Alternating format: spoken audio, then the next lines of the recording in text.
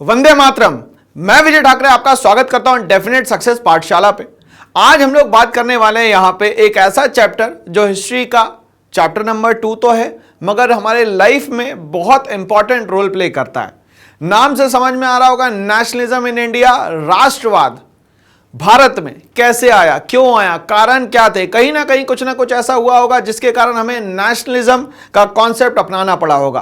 तो ये नेशनलिज्म में दो रूट पिलर्स है, loyalty and devotion to our the country is known as nationalism. सीधी सीधी बात है कि हमारे देश के प्रति अगर हमारी ईमानदारी है और देश के प्रति अगर हम लोग निछावर होना चाहते हैं तो ही हमारे देश के लिए हम लोग कुछ सोच सकते हैं, अच्छा बलिदान कर सकते हैं और हमारे देश को हम लोग आजाद करवाने का सोच सकते हैं। तो यहां पे बहुत सारे फ्रीडम फाइटर्स की चर्चा होने वाली है। हम ये समझने वाले हैं कि इंडिया में नेशनलिज्म कब से स्टार्ट हुआ, कहां से स्टार्ट हुआ, कौन कौन फ्रीडम फाइटर्स का एक्टिव रोल प्ले हुआ यहां पे, और क्या क्या यहां पे ब्रिटिशर्स ने हमारे साथ किया, ऐसे कौन सी रूल्स, ऐसे कौन सी पॉलिसीज थी जिसके कारण इंडिया, जिसको एक सोने की चिड़िया कहा जाता था फर्स्ट सेंचुरी एडी में, और जो कि सिर्फ चिड़िया बच गई और यहां से सोना चला गया, ऐसा क्या किया इनने। तो हम लोगों को इस पूरे एंटायर चैप्टर में लगभग देखा जाए तो 1947 तक के पूरा पढ़ना है, 1885 से। अब यहां तक कि क्या पढ़ना है, कैसे पढ़ना है, ये हम लोग सबसे पहले डिस्कस करेंगे और फिर चैप्टर में एंट्री मारेंगे। तो 1885 में यहां पे स्टार्ट होता है कांग्रेस का फॉर्मेशन, जिसको हम लोग बोलते हैं इंडियन नेशनल कांग्रेस। ये एक आइडियोलॉजी थी, ये एक आइडिया था किसका भैया, रिटायर्ड आईसीएस ऑफिसर, जिसका नाम था यहां पे, क्या नाम था भाई, आप लोगों को तो पता ही होगा, एलन ऑक्टेवियन ह्यूम। सबसे पहली बार यहां के प्रेसिडेंट बनाए जाते हैं विमेश चंद्र बनर्जी। इसकी स्थापना की जाती है यहां पे गोकुल दास तेजपाल संस्कृत कॉलेज बॉम्बे में। यहां पे फॉर्मेशन हो गया 1885 से लेकर 1905 तक के, ये मॉडरेट फेज चलता रहा। 1905 में पहला सट्टा खेला गया, पहली बार ब्रिटिशर्स ने कुछ यहां पे ऐसा किया जिसके कारण हम लोग हर्ट हो गए। इनने करा partition of Bengal. Partition of Bengal में बंगाल को दो भागों में बांट दिया गया, ईस्ट बंगाल और the west Bengal. East Bengal Muslim dominated area बना दिया गया, जो आज का बना हुआ है बांग्लादेश। 1971 में मुक्ति वाहिनी की हेल्प से बनाया गया था यहां पे बांग्लादेश। वेस्ट बंगाल जो था वो हिंदू डोमिनेटेड एरिया बना दिया गया। बट हम लोग यूनाइट थे, इसीलिए हम लोगों ने इसके अगेंस्ट में प्रोटेस्ट किया, जिसको कहा जाता है स्वदेशी मूवमेंट। जिसमें प्रोटेस्ट जो था वो सारे के सारे ब्रिटिशर्स की जितनी भी हमारे पास चीजें थी, जिसमें कि क्लोथ थे या कोई भी चीज थी, उसको हम लोगों ने यहाँ पे बॉनफायर बना के जलाना शुरू करा। इस तरीके से स्वदेशी मूवमेंट जो है यहाँ पे 1905 में कंप्लीट होता है। 1906 में जो है वो बनाई जाती है मुस्लिम लीग, और इसको बनाया जाता है इसीलिए ताकि यहां पे ब्रिटिशर्स अपने यहां जो सिस्टम बनाना चाहते थे डिवाइड एंड रूल का, वो पॉलिसी इंप्लीमेंट कर पाए। ठीक है भाई। 1907 में कांग्रेस में स्प्लिट हो जाता है, जिसको हम लोग कहते हैं सूरत स्प्लिट। यहां पे कांग्रेस दो पार्ट में डिवाइड हो जाता है, एक तो नरम दल और दूसरा गरम दल, मतलब एक्सट्रीमिस्ट और मॉडरेट। 1909 में यहां पे पार्लियामेंट और रिफॉर्म बनता है, जिसमें बोला जाता है कि इंडिविजुअल लेजिस्लेटिव काउंसिल में यहां पे रिप्रेजेंटेशन बढ़ाया जाए, मुस्लिम जो कम्युनिटी है उसको अलग से भी क्या दिया जाए, यहां पे भाई रिजर्वेशन दिया जाए।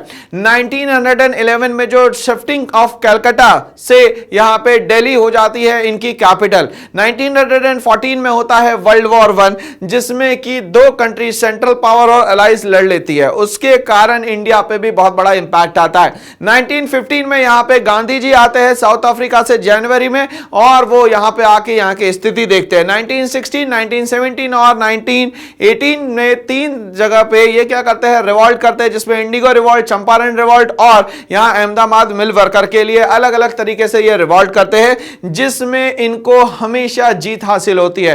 1919 में क्या होता है, रॉलेट एक्ट आता है, जिसके अगेंस्ट में हम लोग वॉइस रेज करते हैं और जलियांवाला बाग मैसाक्रे होता है। गांधी जी यहां पे नॉन कॉपरेशन मूवमेंट स्टार्ट करते हैं और वो किसी कारण से बंद हो जाता है। 1920 में यहां पे स्टार्ट होता है खिलाफत मूवमेंट। ये अली ब्रदर्स के थ्रू किया जाता है, शौकत अली और मोहम्मद अली, जो कि कहां के थे भाई, टर्की के जो खलीफा थे, उनकी पोस्ट हटाए जाने के विरोध में यहां पे क्या करते हैं, खिलाफत मूवमेंट स्टार्ट करते हैं।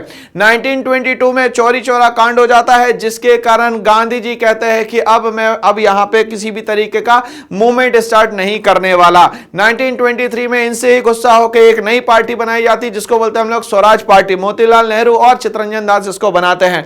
1925 में हम लोग आते हैं, बरदौली सत्याग्रह होता है यहां पे, और काकोरी कांड होता है यहां पे सारी इंपॉर्टेंट डेट्स जो है वो आपको याद रखनी है डेटा के साथ में।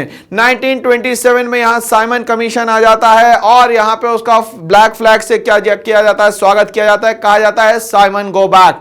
उसके बाद कंटिन्यूअसली यहां पे स्वतंत्र भारत के लिए, जिसको हम लोग बोल सकते हैं यहां पे टोटल इंडिपेंडेंस के लिए, स्वराज के लिए लड़ाई यहां पे शुरू हो जाती है, जिसमें एक्टिव रोल मोतीलाल नेहरू और जवाहरलाल नेहरू का भी होता है यहां पे। 1929, 1930, 1931, 32 तक के यहां पे पूर्ण स्वराज की बात होती है। 31 में यहां राउंड टेबल कॉन्फ्रेंस करवाई जाती है, जो कि लंदन में थी। यहां कहा जाता है कि भैया जितने भी मुद्दे हैं उस पर हम लोग बैठ के बात करें। तो 30, 31 और 32 तक के राउंड टेबल कॉन्फ्रेंस चलती है, जिसमें 31 की कॉन्फ्रेंस जो है वो बहुत इंपॉर्टेंट है। 31 की कॉन्फ्रेंस में गांधी जी को बुलाया जाता है, और गांधी जी लॉर्ड इरविन के सामने अपने 11 पॉइंट प्रोग्राम रखते हैं, 11 डिमांड्स रखते हैं, जिसमें यहां कुछ भी नहीं हो पाता तो गांधी जी लौट के आ जाते हैं। गांधी जी सिविल डिसोबीडियंस मूवमेंट जो है 1930 में स्टार्ट करते हैं। यहां पे स्टार्ट करते हैं with the help of salt satyagraha. 32 में एक पैक्ट होता है गांधी जी के बीच में और भीमराव अंबेडकर जी के बीच में, जिसको हम लोग कहते हैं पूना पैक्ट। ये कहां होता है, तो यहां पूना में एक जेल है जिसका नाम है येरवड़ा जेल, ठीक है, जो सेपरेट रिजर्वेशन को यहां पे खत्म किया गया। 1935 में यहां पे गवर्नमेंट ऑफ इंडिया का एक एक्ट बनता है। 1937 में यहां पे जनरल इलेक्शन होता है, यहां पे मुस्लिम डोमिनेटेड जो एरिया होता है वो हार जाता है, और यहां हिंदू महासभा जीत जाती है। 1940 में एक नए देश की डिमांड हो जाती है, जिसको हम लोग बोलते हैं यहां पे पाकिस्तान। 1942 में यहां पे क्विट इंडिया मूवमेंट लाते हैं कौन भाई, मोहनदास करमचंद गांधी जी, और एक नारा देते हैं जिसको हम लोग बोलते हैं डू एंड डाई। 1945 में एक वेवल्स प्लान आता है, शिमला कॉन्फ्रेंस होती है, बट यहां पे कुछ भी जब यहां निष्कर्ष नहीं निकलता, तो 1946 में यहां कॉन्स्टिट्यूएंट असेंबली बना के बोला जाता है कि अब आप देश के लिए क्या बनाए, कॉन्स्टिट्यूशन बनाना शुरू करें।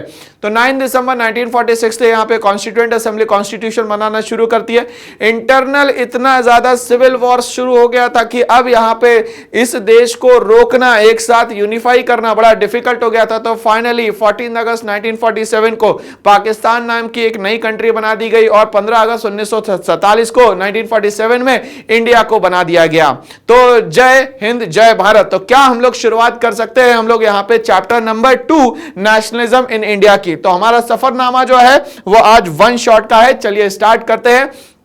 तो इस चैप्टर के स्टार्टिंग में जब हम लोगों ने पूरी टाइमलाइन पढ़ ली तो थोड़ा बहुत समझ में आ गया है दोस्तों। अब हम लोग बात करते हैं how did nationalism emerge in Asia and Africa. किस तरीके से एशिया और अफ्रीका में नेशनलिज्म इमर्ज होती है, स्टार्ट कहां से होती है। तो हमें यह समझ में आया सर एशिया में तो ठीक है, मगर अफ्रीका में एक सिस्टम था जो कि कलर के बेसिस पर था, जिसको हम लोग बोलते हैं यहां पे अपार्थाइड सिस्टम, जहां बहुत एक्टिव रोल प्ले करते हैं नेल्सन मंडेला जी।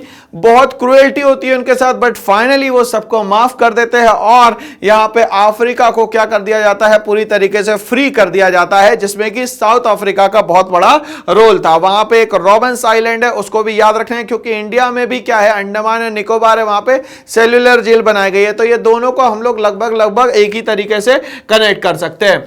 अब बोलता है यहां पे the nationalist movement in Asia and Africa emerge as an opposition to the imperialism. अब ये what do you mean by imperialism, एक क्वेश्चन आ जाता है। इंपीरियलिज्म का मतलब सीधा सीधा होता है कि जो कंट्री पावरफुल है वो लेस पावरफुल कंट्रीज को क्या कर दे, अगर वो सप्रेस करे या ऑपरेज करे किसी भी तरीके से, यहां माइनॉरिटी जो है, कम लोग जो है, इन पे क्रुएल्टी हो, तो ये सारा का सारा सिस्टम जो है वो क्या कहलाता है, इंपीरियलिज्म कहलाता है। क्या कहलाता है, इंपीरियलिज्म। तो एशिया और अफ्रीका में ये जो अपोजिशन स्टार्ट होता है वो अगेंस्ट द इंपीरियलिज्म सिस्टम होता है, जिसको हम लोग बोलते हैं यहां पे कॉलोनियल सिस्टम। क्या बोलते हैं, कॉलोनियल सिस्टम, या तो हम लोग बोलते हैं यहां पे कॉलोनियल रूल। क्या बोलते हैं दोस्तों, यहां पे कॉलोनियल रूल। चलिए हम लोग आगे बढ़ते हैं।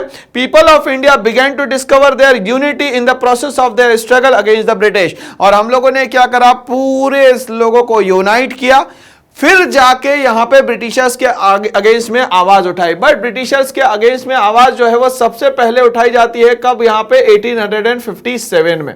ठीक है, क्यों? क्योंकि इनकी जो रूल्स और इनकी जो पॉलिसीज थी वो बहुत ही ज्यादा क्या कर रही थी, हमें हर्ट कर रही थी। जिसमें हम लोग कुछ बैटल्स की बात कर लेते हैं सबसे पहले। तो सबसे पहले हम लोग बात करते हैं 1757 जो की थी बैटल ऑफ प्लासी। दूसरी जो थी वो थी 1764 की बैटल ऑफ बक्सर, जिसमें कि पूरा बंगाल हमारे हाथ से चला जाता है। अब ये बंगाल तो गया हमारे हाथ से और यहां पे पूरा डोमिनेंस स्टार्ट करते हैं 1765 से, जिसको हम लोग बोलते हैं ब्रिटिशर्स की दीवानी राइट्स। इसके बाद रेवेन्यू जनरेशन के लिए इन लोगों ने परमानेंट सेटलमेंट लाया 1793 में। उसके बाद ये लेके आते हैं रेटवारी सिस्टम और ये लेके आते हैं महलवारी सिस्टम। इन सब सिस्टम में कहीं ना कहीं पीजेंट्स को सप्रेस किया गया, खत्म किया गया और पूरे जमीनों पे अधिकार जो है वो ब्रिटिशर्स ने अपना यहां पे कर लिया। तो कहीं ना कहीं हम लोग को क्या करना पड़ेगा, अपनी यूनिटी तो शो करना पड़ेगा। क्यों? क्योंकि इनकी जो पॉलिसीज बन रही है कंटिन्यूअसली वो हमें हर्ट कर रही है। क्या कर रही है दोस्तों? हर्ट कर रही है। The sense of operation under the colonial power. अब ये सर एक वर्ड समझ में नहीं आता कि ये कॉलोनाइजेशन होता क्या है, ध्यान से समझिएगा। यहां पे कॉलोनाइजेशन का मतलब ये होता है एक ऐसी कंट्री जो लेस पावरफुल कंट्री पे क्या कर रही है, अपने रूल्स को और अपने पावर्स को इंपोज करती है, इसको बोलते हैं हम लोग कॉलोनाइजेशन। तो यहां पे देखा जाए तो इंडिया एक कॉलोनी हो गई और यार रूलर जो है वो कौन हो गया, यहां पे ब्रिटिशर्स हो गए। क्या हो गए? ब्रिटिशर्स। तो इसको हम लोग ब्रिटिशर्स को यहां पे बोल सकते हैं ईस्ट इंडिया कंपनी। क्या बोल सकते हैं? East India company. क्यों? क्योंकि बेसिकली सर ये क्या करने आई थी, हमारे यहां ट्रेड करने आई थी। और ट्रेड करने कहां पे आई थी? तो इंडिया के ये वाले एरिया में जो कि स्टेट नाम से जाना जाता है केरला, और केरला में भी कहां पे आई थी सर, ये कैलीकट में आई थी। धीरे धीरे करके इन लोगों ने फोर्ट्स बनाए और फोर्ट्स एस्टैब्लिश कर दिए जहां से वो इजीली क्या कर सकते हैं, ट्रेड कर सकते थे। तो धीरे धीरे करके ये एडमिनिस्ट्रेशन में, फिर हमारी पॉलिटिक्स में, फिर हमारे कल्चर में सब जगह एंटर करना शुरू कर देते हैं। तो यहां यही बोल रहा है कि the sense of operation under the colonial power give Indians a shared bond that tied many different groups. तो अलग अलग जो ग्रुप्स थे वो क्या हो जाते हैं, अब यूनाइट हो जाते हैं। क्यों? क्योंकि किसके अगेंस्ट में हमें वॉइस रेज करना है, ब्रिटिशर्स के अगेंस्ट में वॉइस रेज करना है। Together leading to the emergence of nationalism. इसीलिए क्या हुआ, नेशनलिज्म यहां पे स्टार्ट होता है। क्यों? क्योंकि क्रूएल्टी जब देखेंगे तभी तो हमें आवाज उठाने का मन करेगा। किसके अगेंस्ट में? ब्रिटिशर्स के अगेंस्ट में। तो अब हम लोग बात करने वाले हैं कि जो हमारे यहां ब्रिटिशर्स ने हमारे ही लोगों को यहां पे परमिशन दी कि भाई ठीक है आप इस आर्मी में आ जाइए, रिक्रूट हो जाइए, हम आपको पैसा देंगे। बट वर्ल्ड वॉर 1 में हमारे ही लोगों को फ्रंट फुट पे रख के हमारे ही लोगों को यहां पे मरवाया गया। तो ये सारी कहानी है। हम लोग समझते हैं वर्ल्ड वॉर 1 में हुआ क्या। तो एक एरिया था जिसका नाम है बाल्कन्स। तो बाल्कन्स मेन मुद्दा बनता है किसके लिए? तो वर्ल्ड वॉर 1 के लिए। यहां पे स्टार्ट कौन करता है वर्ल्ड वॉर 1? तो ये स्टार्ट करता है भाई Germany. Germany first world war में, सेकंड वर्ल्ड वॉर में दोनों में हार गया, मगर फिर भी कहीं ना कहीं आज भी अच्छी इकोनॉमी सिस्टम लेके चल रहा है। चलिए समझते हैं कि problem created by the first world war क्या क्या हुई। सबसे पहला, the crop failed in 1918 1919 and 1920-21 resulting in the acute shortage of the food। First world war के बाद जस्ट हमारे यहाँ एक्यूट शॉर्टेज हो जाती है फूड की। अब जब फूड नहीं रहेगा तो जाहिर सी बात है रेट्स बढ़ेंगे, जिसको हम लोग बोलेंगे यहाँ पे inflation. This was accompanied by the influenza epidemic, जिसके कारण कहीं ना कहीं इन्फ्लुएंजा भी बहुत तेजी से फैलने लगा और नंबर ऑफ पीपल की यहाँ पे डेथ भी बढ़ जाती है। तो 1918 1919 1920 21 में यहाँ पे क्या हो जाता है, फूड शॉर्टेज हो जाती है और यहाँ पे एक एपिडेमिक फैल जाती है जिसको कहा जाता है इन्फ्लुएंजा। आगे बात करते हैं। The government introduced income tax and increase custom duty to meet the war expenses. अब यहाँ पे लड़ाई तो लड़नी है, और लड़ाई कब से लड़नी है भाई? तो इन्होंने कहा सर 1914 से लड़नी है। तो इसके लिए पैसा कहां से आएगा? तो 1914 से 1918 में जो लड़ाई लड़नी है उसके लिए इन लोगों ने क्या बढ़ा दिया सर? टैक्स बढ़ा दिया। अब सर ये टैक्स होता क्या है? सबसे पहले हम लोग ये समझते हैं। Tax means the compulsory fee charge by the government is known as tax. यहां तक के क्लियर हो गया? चलिए अब यहां पे टैक्स को मैं दो पार्ट में डिवाइड कर देता हूं। सबसे पहला जो टैक्स होता है उसको हम लोग बोलते हैं यहां पे डायरेक्ट टैक्स, और दूसरा जो टैक्स होता है उसको हम लोग बोलते हैं इनडायरेक्ट टैक्स। सर ये समझ में ही नहीं आता इनडायरेक्ट टैक्स और डायरेक्ट टैक्स में डिफरेंस क्या होता है। चलिए ध्यान से सुनिएगा, डायरेक्ट टैक्स वो टैक्स होता है जिस पर्सन पे चार्ज किया जाए उसी को पे करना पड़ेगा, यहां पे दूसरा इसको पे नहीं कर सकता। ठीक है, तो यहां पे ये बोल सकता हूं जिस पे ये लेवी किया जाएगा, चार्ज किया जाएगा, उसी को यहां पे देना पड़ेगा। ठीक है, इसमें एग्जांपल की मैं बात करता हूं तो एग्जांपल हो जाता है सर यहां पे इनकम टैक्स।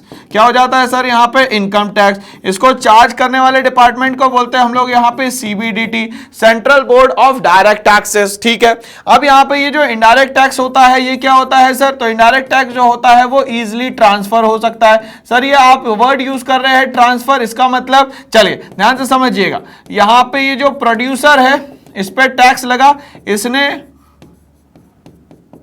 होलसेलर पे ये टैक्स लगाया, होलसेलर ने रिटेलर पे ये टैक्स लगाया, और रिटेलर ने मान लेते हैं रामू पे ये टैक्स लगाया। तो ये क्या हो रहा है, प्रोड्यूसर से लेकर रामू तक के ट्रांसफर होते चले जा रहे हैं टैक्स। बोलिए हाँ या ना, इसीलिए क्या कहा जाता है इसको, ट्रांसफरेबल टैक्स। क्या कहा जाता है, ट्रांसफरेबल टैक्स। बट ये चार्ज कौन करेगा सर, तो इसको चार्ज करने के लिए एक बॉडी है जिसका नाम है CBEC, central board of excise and customs. ठीक है, क्योंकि ये मैंने इसलिए बताया क्योंकि यहां पे एक टर्म यूज हुआ भाई इनकम टैक्स और दूसरा हुआ है कस्टम ड्यूटी। तो आपको ये क्लियर हो गया होगा कि जो इनकम टैक्स है ये डायरेक्ट टैक्स और जो कस्टम ड्यूटी है वो क्या है, यहां पे एक इनडायरेक्ट टैक्स है। अब ये कस्टम ड्यूटी का मतलब क्या हुआ सर, एक जगह से दूसरी जगह जब आप सामान का लेन देन करेंगे, बॉर्डर्स क्रॉस करेंगे तो यहां पे देना पड़ेगा कस्टम ड्यूटी। ठीक है, बट हमारी कंट्री में अगर हम लोग कोई सामान बनाएंगे तो इसके लिए हम लोगों को देना पड़ेगा यहां पे एक्साइज ड्यूटी। क्या देनी पड़ेगी दोस्तों, यहां पे एक्साइज ड्यूटी। तो बॉर्डर पे जो आपको एक तरीके का ड्यूटी देनी है उसको बोलेंगे हम लोग कस्टम ड्यूटी, और जो चीजें बनाने पे हम लोगों को देना है उसको बोलेंगे हम लोग यहां पे क्या दोस्तों, तो उसको बोलेंगे यहां पे एक्साइज ड्यूटी। तो क्या यहां पे कॉन्सेप्ट टैक्स का क्लियर हो गया। तो ब्रिटिशर्स ने क्या किया भाई, ब्रिटिशर्स ने यहां पे इनकम टैक्स भी बढ़ा दिया और यहां पे कस्टम ड्यूटी भी बढ़ा दी, मतलब इनडायरेक्ट टैक्स भी बढ़ा दिया, ताकि क्या हो जाए, यहां पे जो खर्चे हो रहे हैं वॉर में वो इंडिया से ही लिए जा सके। Number 3, inflation doubled. अब ये सर ये इन्फ्लेशन क्या होता है, तो इन्फ्लेशन को हम लोग समझते हैं बहुत ही आसान सी भाषा में। इन्फ्लेशन का मतलब होता है फॉर एग्जांपल कोई चीज 15 रुपए की थी, कब सर, कोविड के पहले। मान लेते हैं ये चीज 25 रुपए की हो जाती है, मान लेते हैं ये एक मंथ में। तो अब क्या हुआ सर, ये रेगुलर जो भी चीजें होती है जिसको हम लोग बोलते हैं डे टू डे लाइफ की जो भी चीजें होती है, अगर वो यहां पे महंगी हो जाएंगी तो ये सब किस में आएगा भाई, ये इन्फ्लेशन में आएगा। ध्यान से समझिएगा। मगर इन्फ्लेशन अगर 10% के ऊपर बढ़ जाएगा तो इसको क्या बोलेंगे सर, तो इसको बोलेंगे हम लोग यहां पे हाइपर इन्फ्लेशन। ठीक है भाई, क्या बोलेंगे यहां पे, हाइपर इन्फ्लेशन। ठीक बात है। चलिए, तो अब यहां पे बोल रहा है इन्फ्लेशन जो है वो डबल हो गया ड्यूरिंग द वॉर। अब ये इन्फ्लेशन का मतलब क्या हुआ sir, general rise in price of goods and services is known as inflation. Day to day की जितनी भी चीजें हैं अगर महंगी हो जाती है तो that is known as inflation, और अनकंट्रोल्ड हो जाए 10% के ऊपर चले जाए तो इसको क्या बोलेंगे सर, यहां पे हाइपर इन्फ्लेशन। क्या बोलेंगे दोस्तों, यहां पे हाइपर इन्फ्लेशन। चलिए, अब यहां पे क्या हो रहा है भाई, 1914 से 1918 के बीच में यहां पे इन्फ्लेशन जो है वो डबल हो गया, मतलब कि महंगाई जो है वो 2 गुना ज्यादा हो गई, resulting into the extreme hardship for the common people. अब यहां पे जो आम जनता रह रही है उसका रहना जो है वो बहुत ही डिफिकल्ट हो जाता है। Huge increase in the defence expenditure. धीरे धीरे करके जो पैसा है वो सबसे ज्यादा कहां लगा रही है ब्रिटिशर्स, वो लगा रहे हैं सर डिफेंस एक्सपेंडिचर में, मतलब कि जितनी भी वॉर के लिए जरूरत वाली चीजें उनमें पैसा ज्यादा लगाया जा रहा, मतलब कि यहां पे ध्यान से समझिएगा। तो ये जो गुड्स है 2 टाइप के बनने चाहिए सर। पहले जो गुड्स होते हैं उसको हम लोग बोलते हैं यहाँ पे कंज्यूमर गुड्स, और दूसरे हम लोग यहाँ पे बोल सकते हैं कैपिटल गुड्स।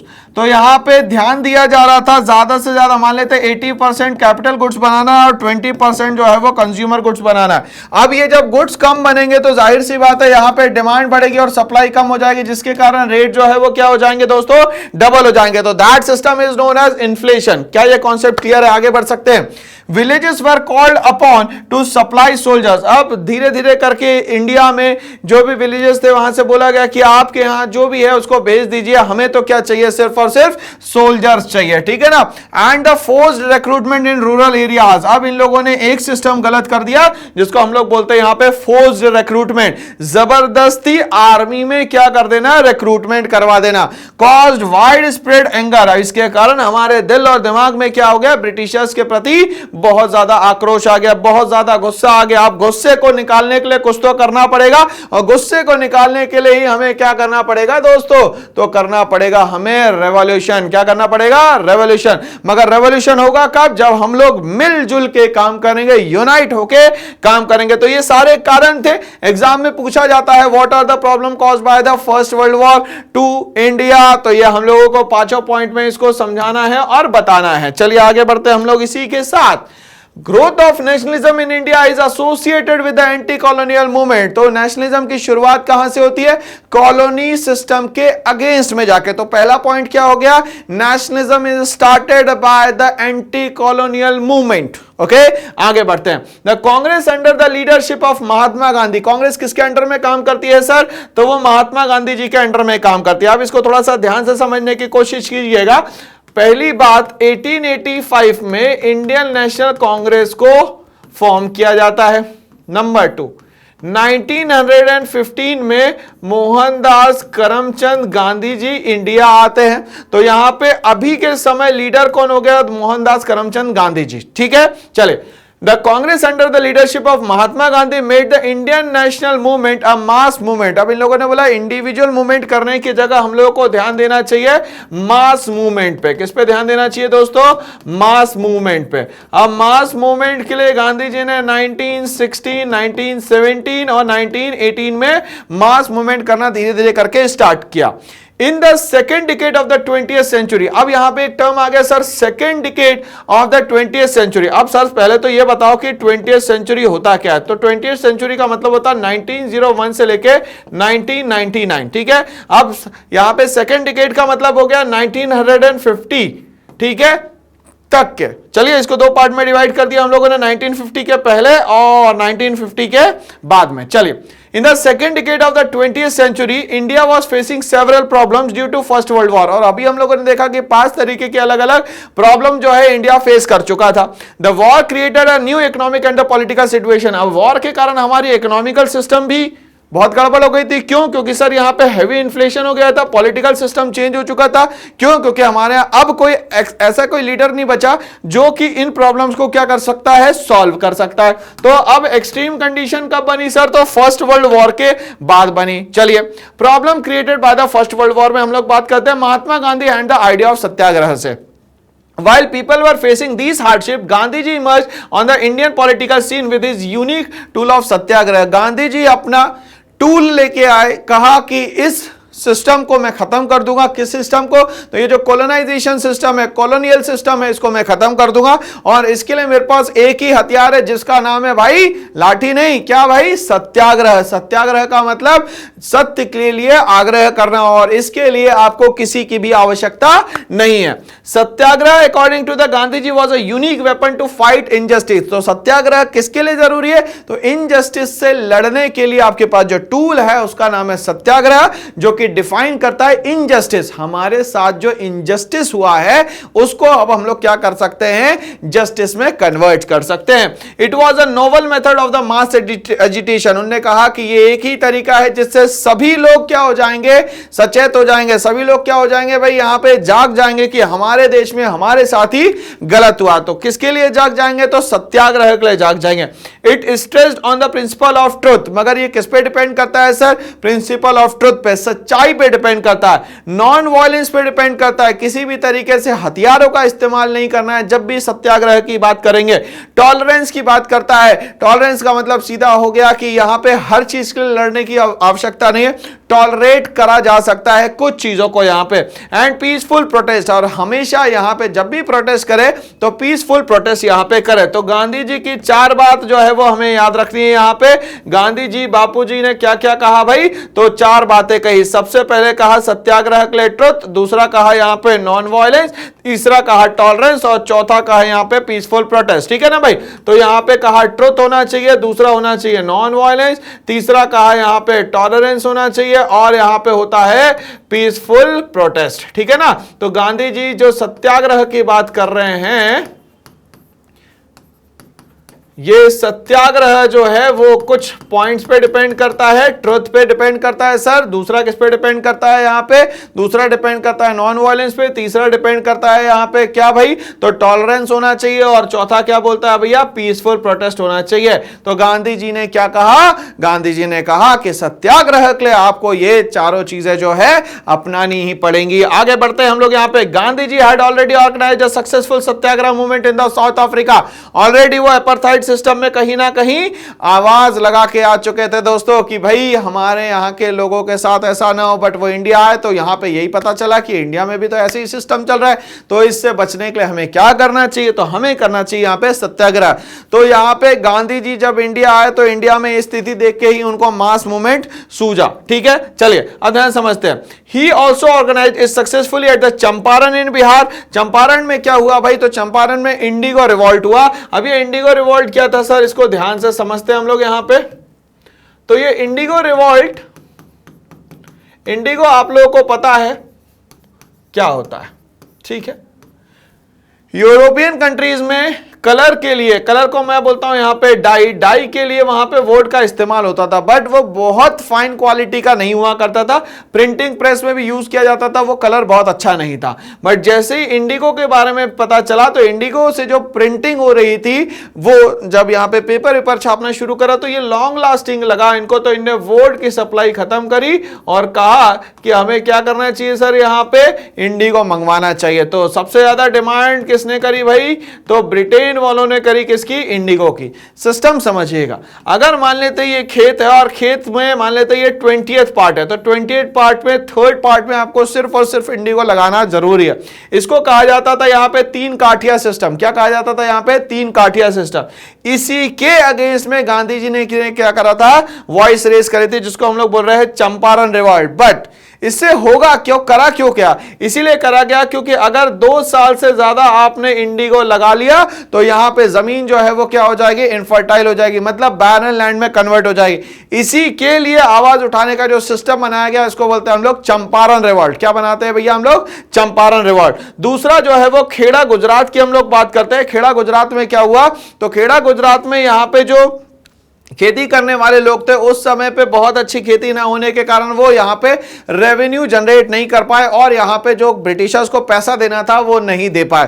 तो इसके लिए इन पे जब क्रुएल्टी होने लगी, तो गांधी जी ने यहाँ पे बोला कि भैया इनके पास कुछ प्रोडक्शन ही नहीं हुआ, हार्वेस्ट ही नहीं हुआ, तो किस तरीके से ये आपको पैसा दे पाएंगे। तो ये खेड़ा गुजरात में हुआ। अहमदाबाद मिल वर्कर की बात करते हैं गुजरात में, तो यहाँ पे इनको प्रॉपरली समय पे वेजेस ना देने के कारण प्रोटेस्ट स्टार्ट हो गया। तो एक तरीके से समझ में आया कि गांधी जी ने 3 रिवॉल्ट यहां पे करे 1916, 17 और 18 में, जिसमें सबसे पहला चंपारण हो गया, और दूसरा कौन सा हो गया भैया, खेड़ा हो गया, और तीसरा क्या हो गया, अहमदाबाद मिल वर्कर्स हो गया। तो एग्जाम में ये याद रखिएगा दोस्तों, गांधी जी के द्वारा 3 मास मूवमेंट जो प्रोटेस्ट किए गए, वो पहला चंपारण 1916, दूसरा हो गया आपका खेड़ा जो कि यहां पे टैक्स सिस्टम जो है उसके अगेंस्ट में था, और तीसरा जो हो गया वो अहमदाबाद वाला हो गया। अहमदाबाद वाले में क्या किया इन लोगों ने दोस्तों, तो अहमदाबाद वाले में ये हुआ कि जो वर्कर्स थे उनको प्रॉपर्ली वेजेस समय पे नहीं मिल रही थी, उसके अगेंस्ट में यहां पे क्या किया गया था,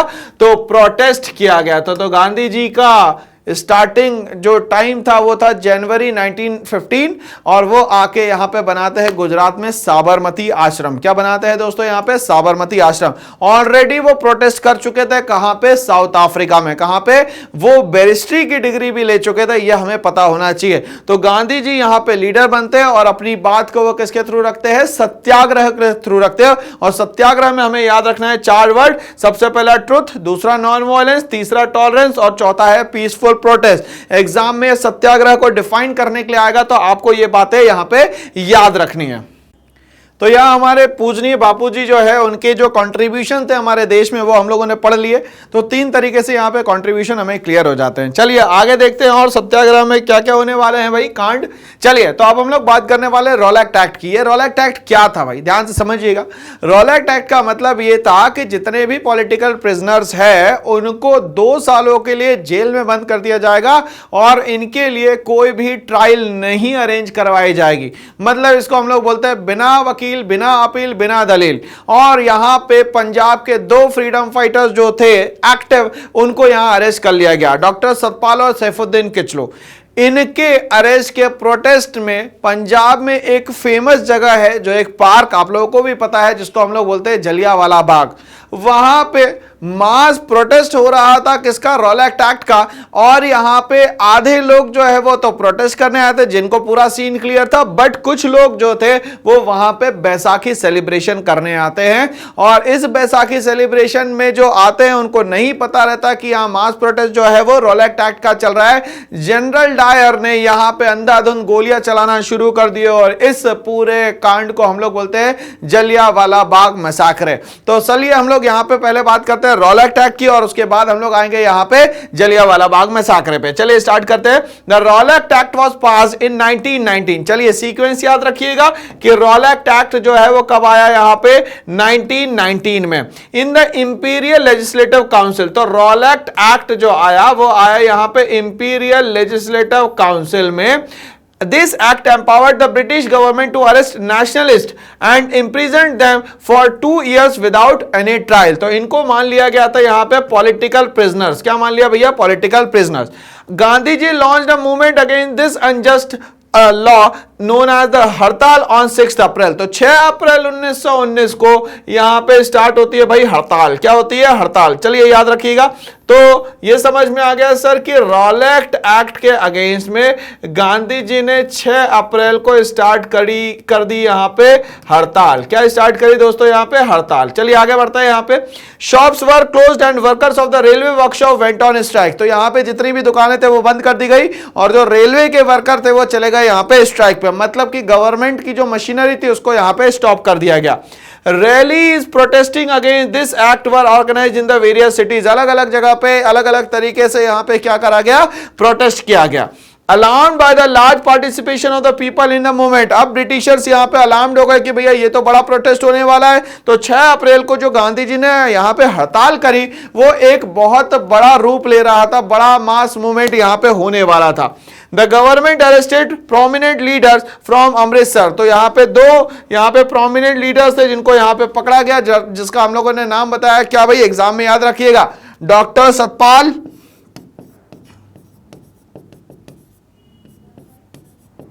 and Saifuddin Kitchlew.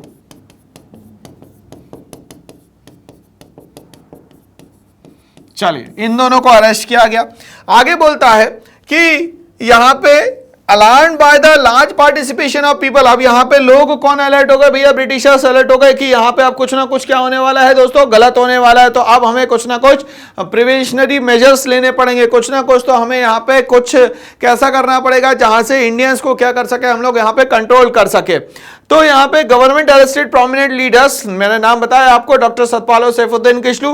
Gandhi ji was barred from entering Delhi. अब ये याद रखना है, गांधी जी को कहां जाने से मना कर दिया, तो दिल्ली जाने से मना कर दिया। गांधी जी अब दिल्ली नहीं जाएंगे, मतलब जहां पे है वो वहीं रहेंगे। तो Gandhi ji was barred from entering Delhi, अब यहां नहीं पहुंच पाएंगे वो। आगे होता है on 10 April 1919 the police fired on a peaceful procession. ठीक है, अब यहां पे पीसफुल प्रोसेशन पे ये जो अटैक करेगा वो कौन करेगा भैया, यहां पे अब किसको अपॉइंट कर दिया गया है, जनरल डायर को। ठीक है, वहां पे क्या लगा दिया गया, मार्शल लॉ लगा दिया गया। क्या लगा दिया गया दोस्तों, यहां पे मार्शल लॉ। ठीक है, people retaliating by attacking banks and railway station. और यहां पे धीरे धीरे करके लोगों ने अटैक करना शुरू कर दिया बैंक्स पे और रेलवे स्टेशन पे। On 13 April a large crowd assembled at the Jallianwala Bagh protesting against the arrest of some of their leaders. अब यहां पे इनके लीडर्स को जो अरेस्ट किया गया था जलियांवाला बाग में, वो लोग इकट्ठा होते हैं ताकि क्या कर सके दोस्तों, प्रोटेस्ट कर सके। Who criticised the government for passing the Rowlatt act, others had to come attend the annual Baisakhi fair. तो 13 अप्रैल 1919 को आधे लोग आए यहाँ पे क्रिटिसाइज करने और आधे लोग आए एनुअल बैसाखी फेयर को सेलिब्रेट करने। General Dyer block the exit of the Bagh and fired on the unarmed crowds. अब ये लोग तो निहत्थे थे भाई, इनके पास कुछ था ही नहीं और इनने यहाँ पे अंधाधुंध गोलियां चलाना शुरू कर दी। This resulted in the death of hundreds of people, और इसके कारण बहुत सारे लोगों की क्या हो जाती है, डेथ हो जाती है। कुछ लोग तो जान बचाते बचाते वहां कुएं में कूद जाते हैं, जिसको बोला जाता है मार्टिनर्स वेल। तो कभी जलियांवाला बाग आप जाए तो मार्टिनर्स वेल को जाए, देखे और उनको प्रणाम भी करे। क्यों? क्योंकि यहां पे हमारे वो भी लोग मारे गए जिनका कोई कसूर नहीं था। People in many north Indian town protested against the killings at Jallianwala Bagh. अब धीरे धीरे करके यहाँ पे प्रोटेस्ट करने वालों की संख्या बढ़ती जाती है और यहाँ पे एक नया फ्रीडम फाइटर निकल के आता है जिसका नाम था यहाँ पे भगत सिंह।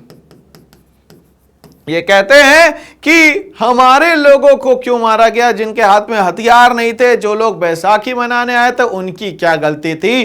तो इस तरीके से यहां पे भगत सिंह जो है एक रिवॉल्यूशनरी वहां से निकल के आता है। The government brutally protest these protest, it humiliated and terrorized the people. People who protested were forced to rub their noses. अगर जिसको पकड़ लिया गया तो उनकी गर्दन पकड़ के उनकी नोज को रब किया जाता था। कहां पे भाई? सड़कों पे, रोड्स पे।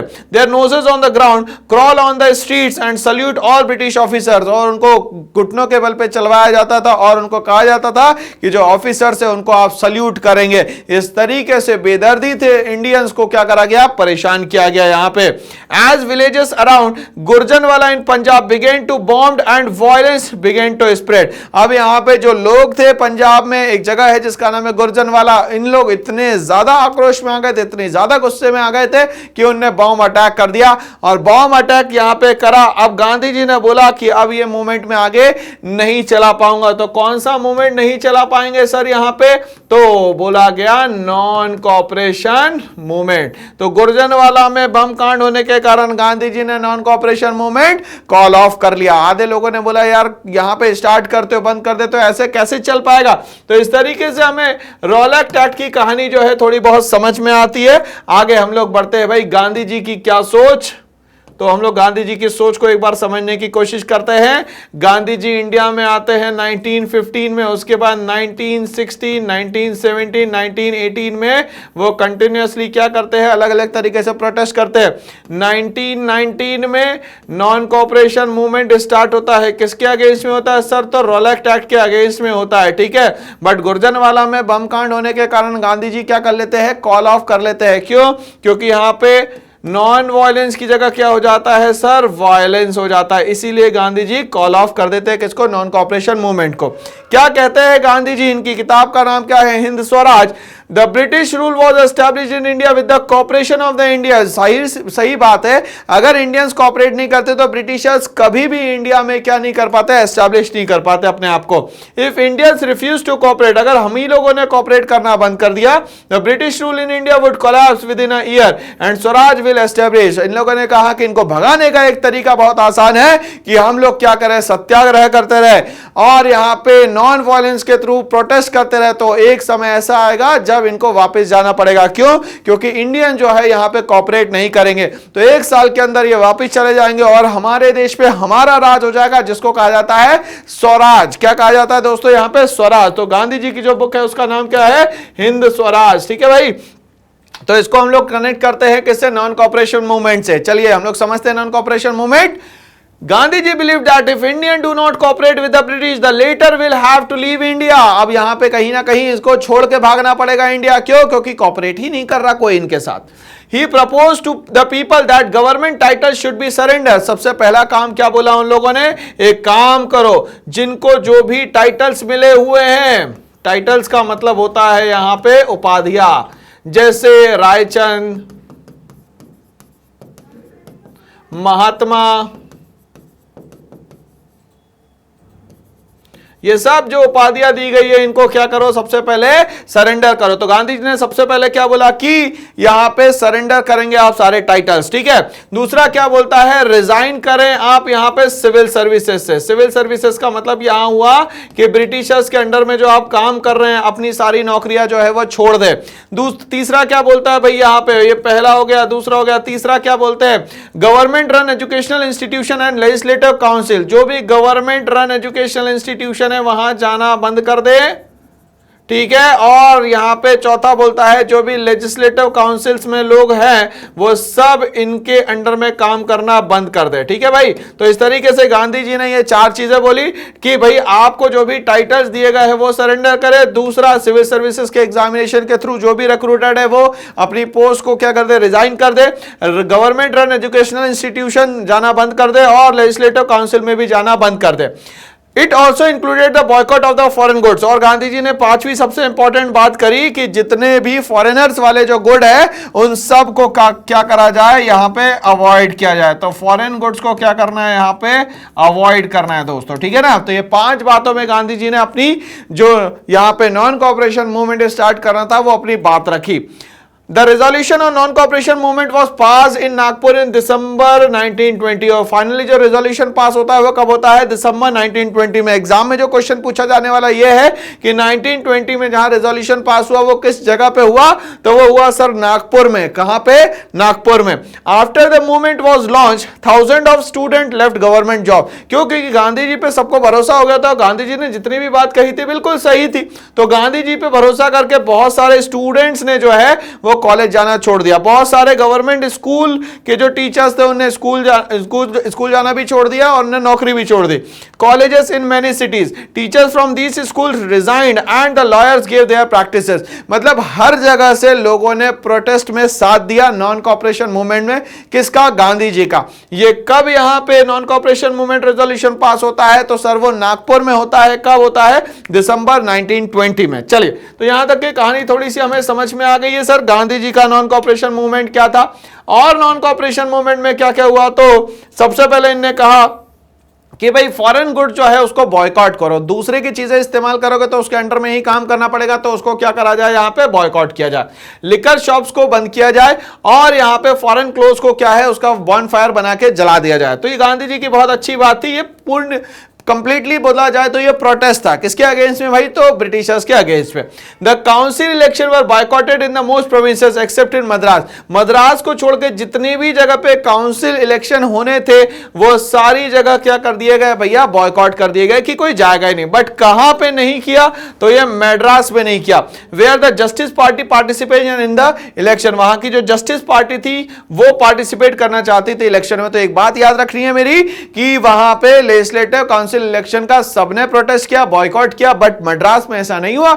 मद्रास में ये लोग जाते हैं और यहां पे इलेक्शन लड़ते हैं। कौन सी पार्टी से सर, तो ये जस्टिस पार्टी से। As a part of the movement foreign goods were boycotted and stress was laid on use of the swadeshi product. धीरे धीरे करके फॉरेन गुड्स को क्या करना है भैया, बॉयकॉट करना है और इंडिया के गुड्स को अपनाना है, जिसको हम लोग बोलते हैं यहां पे स्वदेशी प्रोडक्ट। क्या बोलते हैं दोस्तों, स्वदेशी, मतलब अपने देश में बना हुआ प्रोडक्ट जो है उसको बोलेंगे swadeshi product. This led to the decline in the import of foreign clothes. इसके कारण क्या होगा कि बाहर से क्लोथ्स नहीं आएंगे, जब तो हमारे यहां डिपेंडेंसी खत्म हो जाएगी। बोलो हाँ या ना। तो ब्रिटिशर्स के गुड्स जो भी इंडिया आएंगे उसका प्रोटेस्ट करना है और हमें अपने गुड्स को ही अपनाना है, मतलब इंपोर्ट जो है वो खत्म करना है। And gave a boost to the Indian textile industry. अब इसके कारण क्या हो जाएगा, इंडियन टेक्सटाइल इंडस्ट्री जो है वो बूम पे आ जाएगी। The movement however slowed down in the cities as khadi cloth was more expensive. But यहां पे ये नेगेटिव एस्पेक्ट आ गया कि भाई इंपोर्ट तो नहीं करेंगे, कोई दिक्कत नहीं है, बट क्या हमारे यहाँ के प्रोडक्ट सस्ते, हमारे यहाँ के प्रोडक्ट तो महंगे क्योंकि खादी महंगा आता था। More expensive than the mill cloth and people could not afford to buy it. हमारे यहाँ के देश के लोग गरीब कहां से खरीद पाएंगे, तो यहाँ पे खादी क्लोथ जो है वो एक्सपेंसिव होने के कारण कहीं ना कहीं फिर से ये बात आएगी, तो हम लोग फॉरेन क्लोथ पे ही क्या हो जाए, डिपेंडेंट हो जाए। Many students and teachers again joined government schools and colleges as they were only a handful of Indian educational institution. अब यहाँ पे ध्यान से समझिएगा, इंडियन एजुकेशनल इंस्टीट्यूशन तो थे नहीं, बच्चे किसके, गवर्नमेंट के। गवर्नमेंट किसकी, ब्रिटिश ब्रिटिशर्स की। तो अब यहाँ पे जो भी ब्रिटिशर्स के यहाँ पे लेजिस्लेटिव काउंसिल और यहाँ पे जो स्कूल्स थे उनको यहाँ पे रीजॉइन किया गया। मतलब गांधी जी की बात जो है वो आधी मानी गई और आधी नहीं मानी गई। ठीक है, अब इसका इंपैक्ट क्या पड़ता है हम लोग ये देखते हैं भाई। Economic impact of the movement, number 1 boycotting of the foreign clothes. सही बात है, हम लोगों ने क्या करा भैया, बॉयकॉट करा फॉरेन क्लोथ्स का। कैसे किया सर, तो यहां पे इंपोर्ट नहीं करवाएंगे हम लोग गुड्स को और यहां पे क्या करेंगे, खादी का इस्तेमाल करेंगे। बट खादी जो थी बहुत एक्सपेंसिव थी, इसीलिए सभी लोगों ने वापस वही मैकेनाइज्ड गुड मतलब मशीन मेड गुड्स पे ध्यान दिया। Import of foreign goods was half between 1921 से लेकर 1922। ये बहुत अच्छा मूवमेंट रहा और 21 से लेकर 20 तक के जो इंपोर्ट है फॉरेन गुड्स के वो लगभग आधे हो जाते हैं। Production of Indian textile and handloom went up, धीरे धीरे करके खादी का प्रमोशन हुआ। गांधी जी ने बोला कि हमारे यहाँ के गुड्स अपनाना है, तो यहाँ पे जो हैंडलूम है और जो टेक्सटाइल मिल है वहां पे प्रोडक्शन क्या हो जाता है, डबल हो जाता है लगभग। ठीक है, merchant and trader refuse to deal in foreign goods, और मर्चेंट और ट्रेडर ने क्या करा, फॉरेन गुड्स में डील करना बंद कर दिया।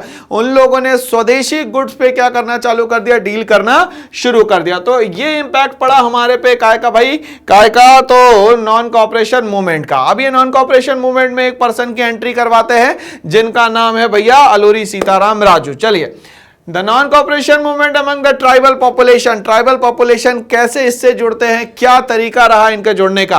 The movement soon spread among the tribal region of India, various tribes protested against the government because the British denied their traditional rights in the forest and they were also forced into the begar, forced labour. अब यहाँ पे Britishers ने क्या करा, एक तो entry कर ली tribal population वाले एरिया में, धीरे धीरे करके इन लोगों ने बोला कि पेड़ भी काटो, यहाँ पेड़ काटेंगे तो ये जो ट्राइबल पीपल है रहेंगे कहाँ। दूसरा उनसे कहा कि अगर रहना है यहाँ पे तो हमारे लिए काम करो, जिसको हम लोग बोलते हैं बेगार सिस्टम। तो ट्राइबल्स पे कहीं ना कहीं एट्रोसिटीज होना शुरू हो गई और ट्राइबल किसके अगेंस्ट में चले गए, ब्रिटिशर्स के। इनको कहा गया ट्राइबल मूवमेंट। अब यहाँ पे एक लीडर निकल के आता है Alluri Sitaram Raju. In Awadh peasants were led by the Baba Ramchandra. Awadh जो एरिया था यूपी का, वहां पे बाबा रामचंद्र जो है वो क्या कर रहे थे, यहां प्रोटेस्ट को लेड कर रहे थे। A sanyasi who had earlier been to the Fiji, एक सन्यासी था, ये कौन, बाबा रामचंद्र, जो कि कहां गए थे भाई, फिजी गए थे। As an indentured labourer the movement here were against the talukdars and the landlord who demanded from the peasant exorbitantly high rent and a variety of the other cesses. अब यहां पे कहा गया कि ये फिजी से होके आए थे और इनको पता था कि टैक्स सिस्टम क्या होता है। इनने कहा कि ये जो मूवमेंट है इसलिए हो रहा है कि जो तालुकदार और जो लैंडलॉर्ड है वो ज्यादा ही टैक्स रेट बोल रहे हैं कि ज्यादा पे करना पड़ेगा, और यहाँ पे कोई भी जो पीजेंट था वो ज्यादा टैक्स यहाँ पे नहीं दे सकता था। तो ये याद रखना है कि अवध में बाबा रामचंद्र ने जो ये पूरा मूवमेंट किया, इसमें एक ही बात याद रखना है कि उनने बहुत हाई टैक्स के अगेंस्ट में आवाज उठाई थी यहाँ पे, और अलग अलग तरीके जो सेस लगाए जा रहे थे, टैक्सेस लगाए जा रहे थे, उसके अगेंस्ट में आवाज उठाई थी यहाँ पे। आगे बात करते हैं अलूरी सीताराम राजू की। Inspired the tribal to participate in the movement. अब अलूरी सीताराम राजू जो अपने आप को कहीं ना कहीं भगवान की तरह मानता था, ठीक है, और ये गांधी जी से बहुत इंस्पायर था। एंड वियर खादी क्लोथ्स, और उसने कहा कि फॉरेन क्लोथ्स नहीं पहनूंगा, मैं सिर्फ और सिर्फ क्या पहनूंगा, खादी क्लोथ्स पहनूंगा। However, he believed that India can be liberated only by using violence. मगर उसका सोचना ये था कि गांधी जी बोल रहे हैं नॉन वायलेंस, मगर मैं बोल रहा हूं कि वायलेंस के थ्रू ही यहाँ पे क्या मिल सकती है, हमें आजादी मिल सकती है, इसके अलावा आजादी नहीं मिल सकती है। The Gudem rebels attacked police station, तो ये गुडम हिल्स है, वहां पे यहाँ पे पुलिस स्टेशन पे अटैक कर दिया इन लोगों ने। And war to carry guerrilla warfare for attempting swaraj, और स्वराज के लिए उन्होंने गुरिल्ला वॉरफेयर इस्तेमाल किया। गुरिल्ला वॉरफेयर का मतलब आपके अपने अंदाज में अटैक करना, नेचुरल रिसोर्सेज का यूज करके लोगों पे अटैक करना गुरिल्ला वॉरफेयर कहलाता है। ऐसा ही वॉरफेयर सिस्टम जो है वो शिवाजी भी इस्तेमाल करते थे। However, Alluri Sitaram Raju was captured and executed in 1924. 1924 में इसको पकड़ा गया और उसको एग्जीक्यूट यहां से कर दिया गया। तो इस तरीके से अलूरी सीताराम राजू और हम लोगों ने बाबा रामचंद्र दोनों की बात समझी। मगर अलूरी सीताराम राजू जो है वो चाहता था कि वायलेंस के थ्रू ही क्या हो सकता है, स्वराज मिल सकता है। खादी वो पहन रहा था, बिल्कुल अच्छा है, कहीं ना कहीं वो अपने आप को भगवान की तरह भी मानता था। आगे हम लोग पढ़ते हैं यहाँ पे ये जवाहरलाल नेहरू और हम लोग यहाँ पे ये अखंड भारत की बात कर रहे हैं, बट यहाँ पे मेन रोल किसका आ गया, अवध का आ गया। किसका आ गया दोस्तों यहाँ पे, अवध का, जिसमें अवध में कौन, बाबा रामचंद्र ने क्या करा, बहुत एक्टिव रोल प्ले किया।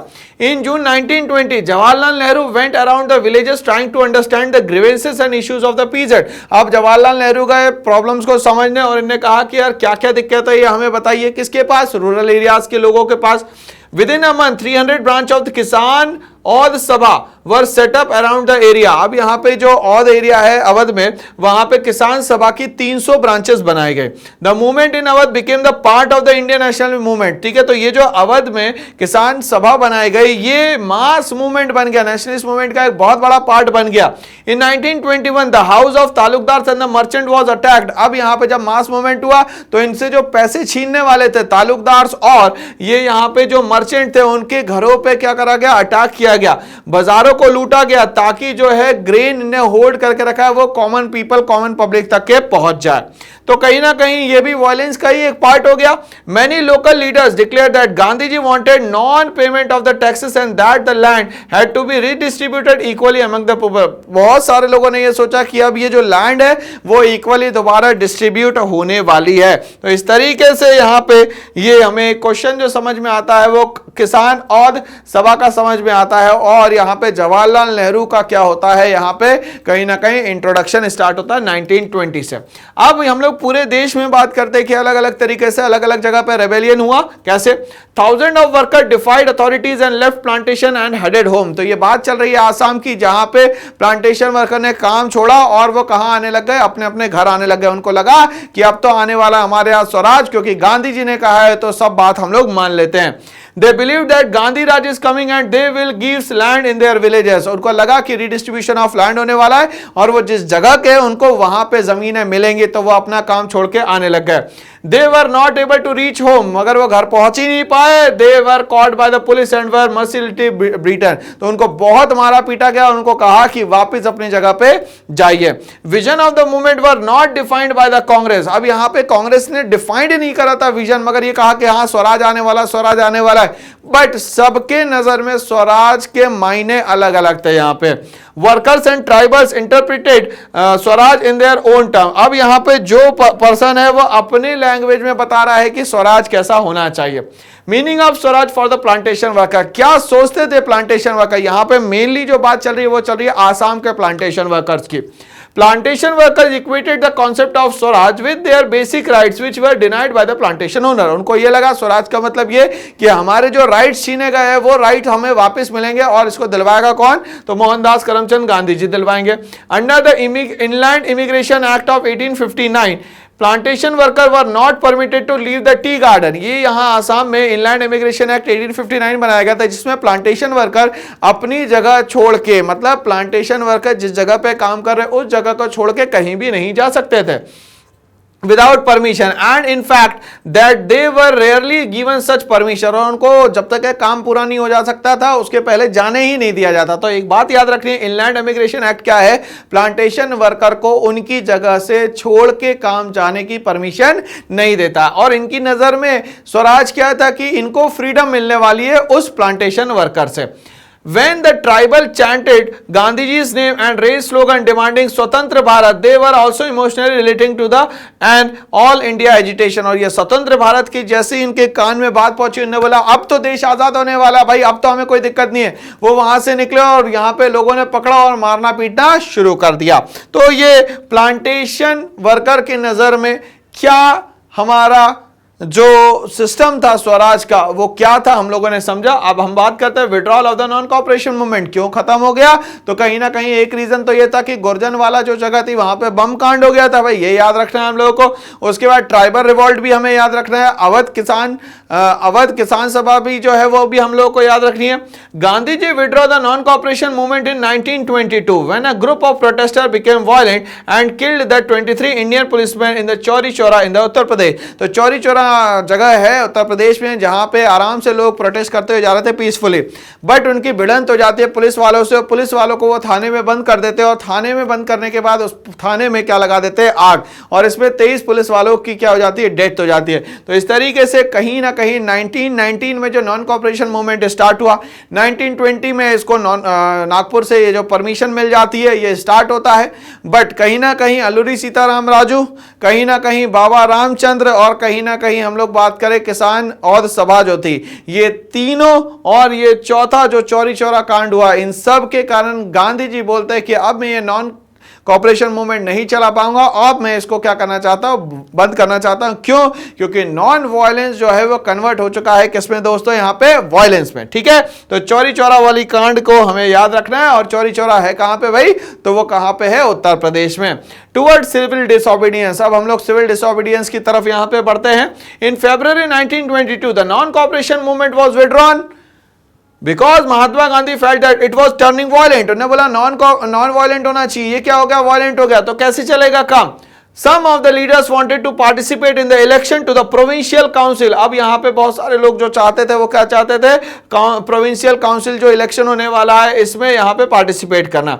Swaraj party was found by the CR Das and the Motilal Nehru. इसके लिए गांधी जी के अगेंस्ट में दो लोग जाते हैं और एक नई पार्टी बनाते हैं 1923 में, जिसका नाम है स्वराज पार्टी, मोतीलाल नेहरू और क्या CR दास। ठीक है, in the late 1920s Indian politics again shared because of the two factors. अब यहां पे कहीं ना कहीं इंडियन पॉलिटिक्स निकल के आ जाती है दो कारणों से। The first effect was the world wide economic depression and the second effect was the falling agriculture prices. अब दो कारणों से यहां कहीं ना कहीं इंडियन पॉलिटिक्स जो है वो एक अच्छा रूप ले लेती है। पहला ये कि यहां पे वर्ल्ड वाइड इकोनॉमिक डिप्रेशन चल रहा था, कहीं ना कहीं ये 1920 जो है लीग ऑफ नेशन बनता है, और यहां पे वर्ल्ड वॉर 1 के बाद बहुत सारी कंट्री में अप्स डाउन्स आ जाते हैं। दूसरा, यहां पे जो एग्रीकल्चर प्राइसेस है वो कंटिन्यूअसली क्या हो जाते हैं, नीचे गिर जाते हैं। तो आपको दो फैक्टर्स को याद रखना है। आगे बढ़ते हैं। The statutory commission was set up to look into the functioning of the constitutional system in India and suggested changes। अब यहाँ पे स्टैट्यूटरी कमीशन बनाया गया जिसमें कहा गया कि जो भी कॉन्स्टिट्यूशनल सिस्टम बनेगा उसमें जो भी चेंजेस है वो किसके थ्रू होंगे, यहाँ पे स्टैट्यूटरी कमीशन के थ्रू होंगे। इन 1928 Simon commission arrived in India. देखिएगा, ध्यान से समझिएगा, अब यहाँ पे हर 10 साल में ये कमीशन को आना था, तो ये आया 1909 में, 1919 में, अब आना चाहिए था 1929 में। ठीक है भाई, ये आया मॉर्ले मिंटो रिफॉर्म से, ये आया मॉन्टेगू क्लैंसफोर्ड रिफॉर्म के नाम से, अब आना चाहिए था 1929 में। इन दोनों में इंडियन और ब्रिटिशर्स दोनों थे। ठीक है भाई, कोई प्रोटेस्ट नहीं हुआ इसका। अब प्रॉब्लम क्या हो गई, जब वो 1929 में आया तो इसमें एक भी इंडियन नहीं। ठीक है, और कौन आया यहां पे, जॉन साइमन। तो जॉन साइमन का प्रोटेस्ट किया गया, यहां पे लिखा गया फ्लैग्स पे गो बैक साइमन, और ब्लैक फ्लैग से प्रोटेस्ट किया गया। ठीक बात है, चलिए, गो बैक साइमन।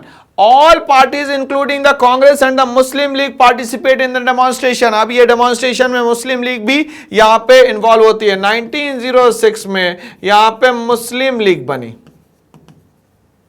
ठीक बात है, चलिए। In an effort to win them over, the voice रॉय Lord Irwin announce in October 1929। अब ये जो प्रोटेस्ट ज्यादा बढ़ गया तो इन लोगों ने कहा यार कुछ ना कुछ करना पड़ेगा। अब ये साइमन कमीशन जब आया इंडिया में, गो बैक साइमन जब इसको बोला गया, इसमें हमारे यहाँ के एक प्रोमिनेंट लीडर थे जिनका नाम था लाला लाजपत राय, उन पे भी लाठी चार्ज हो गई और उनकी क्या हो जाती है, आगे चल के डेथ हो जाती है। तो अब यहाँ पे सारे डिसीजन किसके हाथ में आ गए, लॉर्ड इरविन के हाथ में आ गए। अ वैग ऑफर ऑफ डोमिनियन स्टेटस, इन्होंने बात रख दी कि चलिए इंडिया को हम लोग क्या करेंगे, आज के बाद डोमिनियन स्टेटस देने वाले हैं, तो भैया आप शांत हो जाइए, क्योंकि कंटिन्यूअसली जब प्रोटेस्ट हो रहा था तो इसको शांत करने के लिए यहाँ कुछ ना कुछ तो करना पड़ेगा। तो लॉर्ड इरविन ने एक तरीके से यहाँ पे क्या बोल सकते हैं, गैम्बलिंग करी और कहा कि हम इंडिया को अब डोमिनेंट स्टेटस देना चाहते हैं, तो इसकी आप तैयारी करना शुरू करें। For India in an unspecified future and round table conference to discuss a future constitution. इन्हें कहा कि अब यहां पे हम लोग पूर्ण स्वराज देने वाले, डोमिनेंट स्टेटस देने वाले, टोटल इंडिपेंडेंस देने वाले हैं, तो इसके लिए बैठ के बात करना पड़ेगा, और बैठ के बात करने के लिए ही स्टार्ट होती है राउंड टेबल कॉन्फ्रेंस। सर ये राउंड टेबल कॉन्फ्रेंस कहां करवाते हैं? तो ये राउंड टेबल कॉन्फ्रेंस करवाते हैं दोस्तों लंदन में। कहां पे? लंदन में, जिसमें सिर्फ महात्मा गांधी जी कब जाते हैं सर? 1931 में। तीनों राउंड टेबल कॉन्फ्रेंस में जाने वाले कौन थे सर? तो बाबा साहेब मतलब भीमराव अंबेडकर जी। तो ये तीनों किसमें जाते हैं? राउंड टेबल कॉन्फ्रेंस में जाते हैं। क्या यहां तक के कॉन्सेप्ट क्लियर हो गया दोस्तों आप लोगों को? ठीक है ना भाई। तो टुवर्ड सिविल डिसोबीडियंस मूवमेंट की तरफ बढ़ रहे हैं, मगर ये सारी कहानी जो है हम लोगों को याद करनी पड़ेगी। यहां पे तो फ्यूचर कॉन्स्टिट्यूशन की बात चल रही है, अब सिविल डिसोबीडियंस की तरफ हम लोग बढ़ रहे हैं नॉन कॉपरेशन मूवमेंट के बाद। The radicals with in the Congress lead by the Jawaharlal Nehru, जो रेडिकल्स थे जिनको लेड कर रहे थे यहां पे कौन? Jawaharlal Nehru. Subhash Chandra Bose became more assertive. ठीक है, अब यहाँ पे दो और फ्रीडम फाइटर निकल के आ जाते हैं, एक तो जवाहरलाल नेहरू को भी मैं मान ले रहा हूं यहाँ पे, और सुभाष चंद्र बोस को भी मान लेता हूं। The liberals and the moderates who were proposing a constitutional system with in the framework of British dominion gradually lost their influence. अब कहीं ना कहीं ऐसा लग रहा था कि जो मॉडरेट्स थे और जो लिबरल्स थे कहीं ना कहीं प्रपोज कर रहे थे कि भाई कॉन्स्टिट्यूशनल सिस्टम हमारे यहाँ बनना चाहिए। अब यहाँ पे इरविन ने और क्या कह दिया ताकि भैया डोमिनियन स्टेटस मिलेगा, बट इसको मिलते मिलते समय ज्यादा हो रहा है भाई यहाँ पे। और यहाँ पे क्या करा हमारे जवाहरलाल नेहरू जी ने? रावी रिवर के किनारे क्या कर दिया? फ्लैग होस्ट कर दिया। The flag of India was hosted by Jawaharlal Nehru on 31 December 1929 on the bank of Ravi river in Lahore. The Congress observe 26 January as Independence Day. तो कहीं ना कहीं कांग्रेस ने माना कि 26 जनवरी जो है वो क्या हो जाएगा? हमें पूर्ण स्वराज मिल जाएगा, या तो इसको मान लिया जाए इंडिपेंडेंस डे। तो यहाँ पे फ्लैग होस्ट कौन सी रिवर के किनारे करा गया? तो रावी रिवर के किनारे यहाँ पे फ्लैग होस्ट किया गया। आगे बढ़ते हैं यहाँ पे। In 1929 December, under the presidency of Jawaharlal Nehru, the Lahore Congress formalized the demand of पूर्ण स्वराज। अब यहाँ पे पूरी जो लाहौर कांग्रेस में यहाँ पे जो पूरी मीटिंग हुई उसमें डिमांड क्या करी गई? तो सर पूर्ण स्वराज की करी गई, जिसको हम लोग बोलते हैं full independence for India. It was declared that 26 January 1930 would be celebrated as the Independence Day। तो 26 जनवरी 1930 को क्या मान लिया जाएगा? इंडिपेंडेंस डे मान लिया जाएगा। तो ये जवाहरलाल नेहरू क्या डिमांड कर रहे हैं? पूर्ण स्वराज, मतलब कि हमें पूरा टोटल इंडिपेंडेंस चाहिए, हमें कोई भी ब्रिटिशर्स इंडिया में अब नहीं चाहिए। Factors shaping the Indian politics in the late 1920s। अब हम लोग अलग अलग फैक्टर्स की बात कर रहे हैं जिसके कारण ये पूरा जो इंडियन पॉलिटिक्स है एक शेप लेता है, एक नई तरीके से यहाँ पे पॉलिटिकल सिस्टम स्टार्ट होता है। Two factors shaped the Indian politics toward the late 1920. The first was the impact of the worldwide economic depression। पहला जो था वर्ल्ड इकोनॉमिक डिप्रेशन था, कहीं ना कहीं वर्ल्ड वॉर का बहुत बुरा इंपैक्ट पड़ता है इंडिया की इकोनॉमी पे।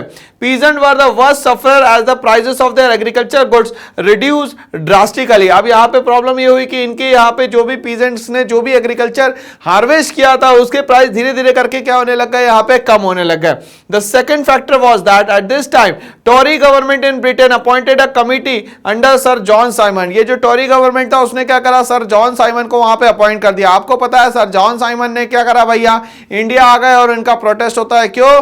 क्योंकि यहाँ पे हर 10 साल में ये कमीशन आना था और ये पहले आ जाता है 1929 के पहले। Sir John Simon to look into the functioning of the constitutional system. ये टॉरी गवर्नमेंट अपॉइंट कर देते हैं सर जॉन साइमन को।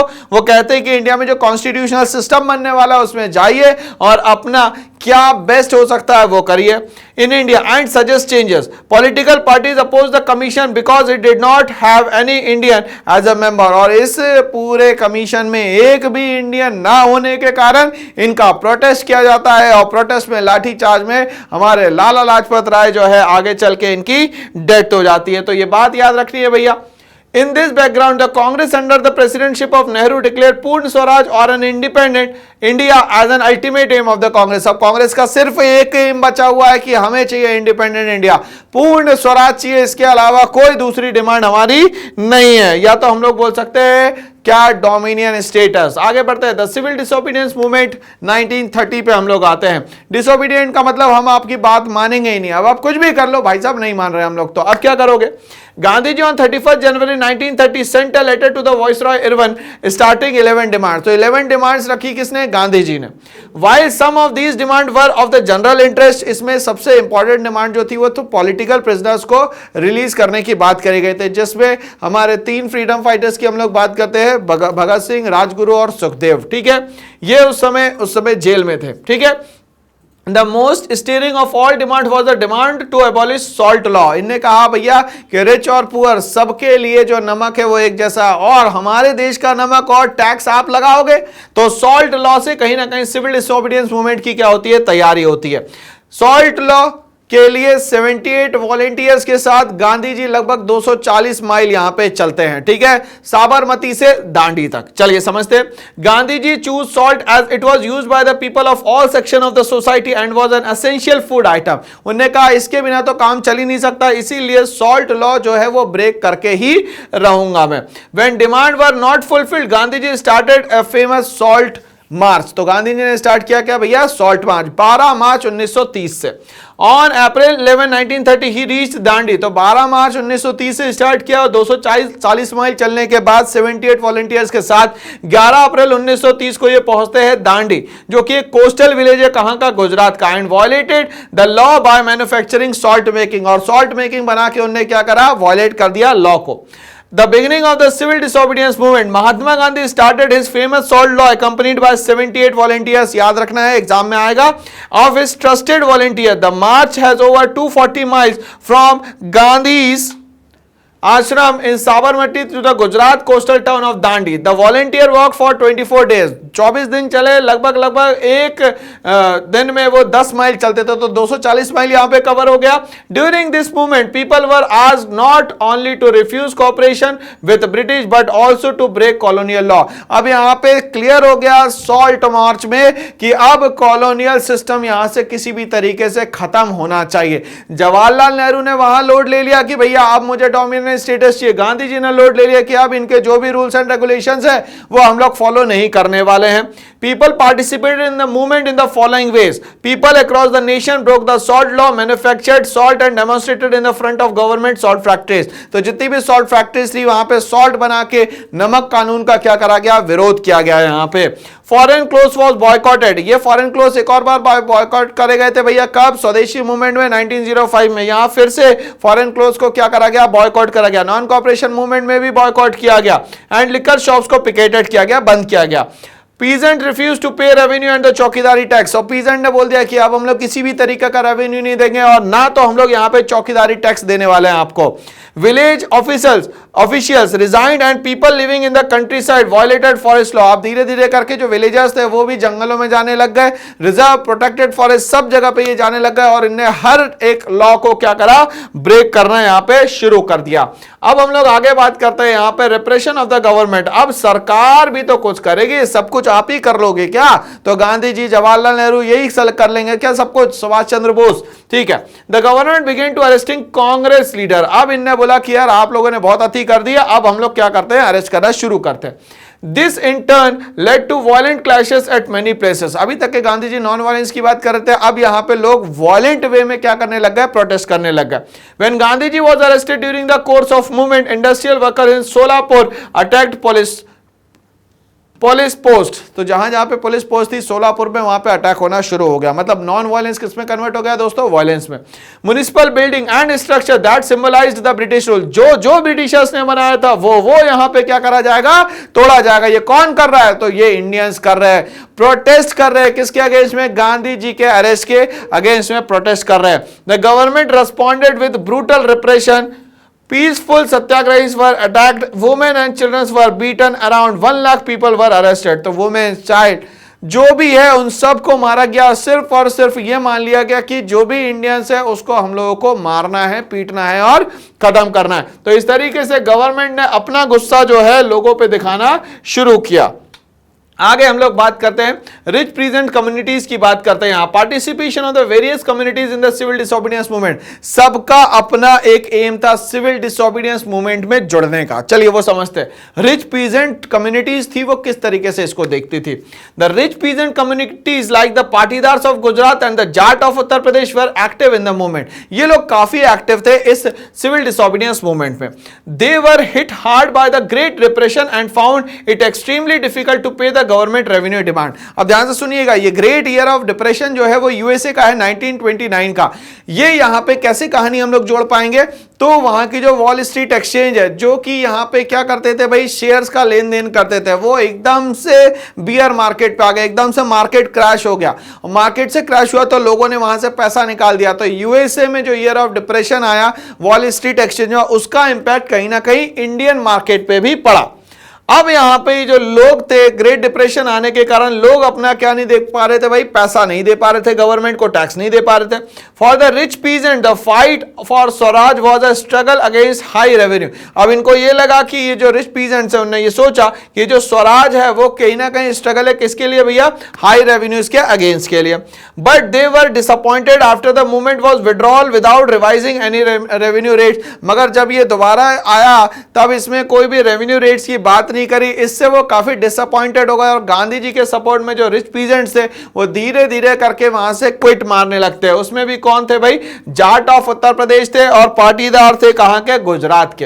अब पुअर पीजेंट्स का क्या इंपैक्ट पड़ा भाई, तो पूरा पुअर पीजेंट्स को हम लोग समझते हैं। The poor peasants not only wanted the revenues to decrease but also wanted the unpaid rent to the landlord to be remitted. तो पुअर पीजेंट्स ने क्या कहा भाई कि यहां पे हम लोग ये सिर्फ नहीं चाहते कि रेवेन्यू यहां पे डिक्रीज हो, दूसरा हम लोग जो अनपेड रेंट है उसको भी क्या करा जाए, यहां से खत्म किया जाए। क्यों, क्योंकि हमारा देश तो अब आजाद होने वाला है, डोमिनियन स्टेटस मिलने वाला, पूर्ण स्वराज, टोटल इंडिपेंडेंस हमें मिलने वाला है।